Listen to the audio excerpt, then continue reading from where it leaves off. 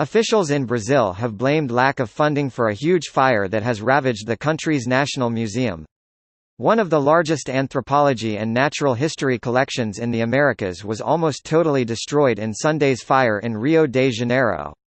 There had been complaints about the dilapidated state of the museum. "We never had adequate support," its deputy director said after the fire. Presidential candidate Marina Silva also criticized lack of investment.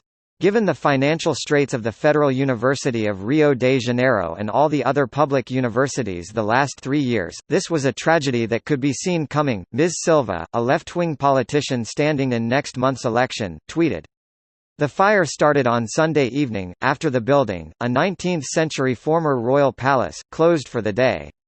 The cause is not known. No injuries have been reported, but most of the 20 million items the museum contained, including the oldest human remains ever found in the Americas, went up in flames."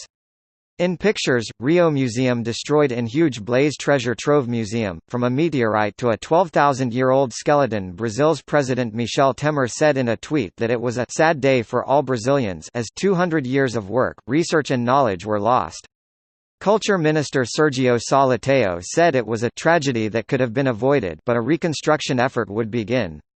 "We had to break down doors." Professor Paulo Buckup, an expert in fish science at the museum, arrived at 19:30 (22:30 Greenwich Mean Time) local time to find parts of the building where animal specimens were kept still intact. "It's unfortunate, but the firefighters were not in a position to do anything, to fight anything," he told BBC Brazil's Julia Carneiro.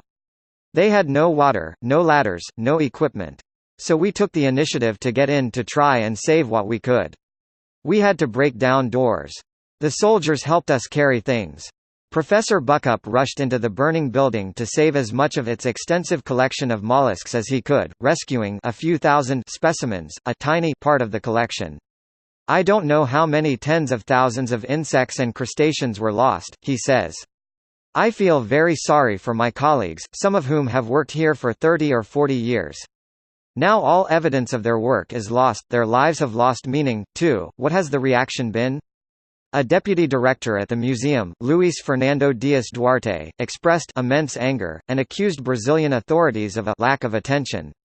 "We fought years ago, in different governments, to obtain resources to adequately preserve everything that was destroyed today." Demonstrators gathered at the gates of the museum on Monday morning, protesting against the budget cuts that they blame for the fire. Police were seen firing tear gas. One issue appears to be the lack of a sprinkler system. Mr. Dias Duarte told Globo TV that a $5.3 million (£4.1 million) modernization plan agreed in June would have included the installation of modern fire prevention equipment, but only after October's elections. A third of the 30 exhibition halls were closed because of budget cuts, the Folha de São Paulo newspaper says. A major dinosaur exhibition, which was forced to shut following a termite attack 5 months ago, had recently reopened only thanks to a crowdfunding campaign, the report adds. Museum librarian Edson Vargas da Silva told local media that the building had wooden floors and contained a lot of things that burn very fast, such as paper documents. Why the lack of funds? The museum, Brazil's oldest, is managed by the Federal University of Rio de Janeiro, and the federal government has been struggling with huge budget imbalances in recent years. The deficit was about 8% of GDP in 2017, only slightly down from a record 10% 2 years earlier. But Rio de Janeiro state is also facing a budget crisis.